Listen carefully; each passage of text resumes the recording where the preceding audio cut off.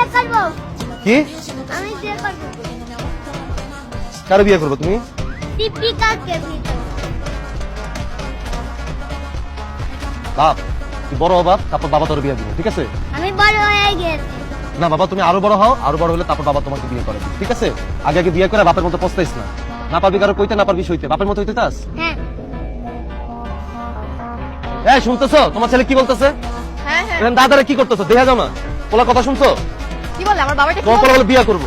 হ্যাঁ বিয়ে তো অবশ্যই করবো বাবা, তুমি বড় হইলাম তোমাকে বিয়ে করবো। তোরে কইলাম বাপের মতো পস্তাইস না। তুমি কি আমাকে বিয়ে করে পস্তাইতেছো? তুমি ওকে এটা বুঝাইতেছো? তুমি তো আরে সিরিয়াস হয়ে গেল। আমি ওর ভয় দেখাইতেছি যে ছোটবেলা বিয়ে করলে পস্তাইতে হয়, আমি ওর ভয় দেখাইতেছি। তো তুমি বাচ্চা মানুষকে ভয় কেন দেখাবা?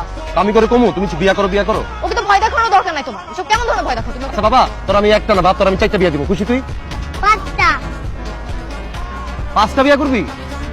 আল্লাহ, না না বাবা, আমি একটাই তোমাকে অনেক সুন্দর রাজকন্যা মেয়ে দেখে বিয়ে দেবো বাবা, এরকম বলো। আমি আমার যে মাঝে মধ্যে মেজাজটা কি গরম লাগে, কোন বিধি আমার বাপে এক বিয়ে করে বসে থাকতেছে না, তুই কত 5টা বিয়ে করবি না? তুমি কিন্তু আবার উল্টা পাল্টা কথা বলতেছো।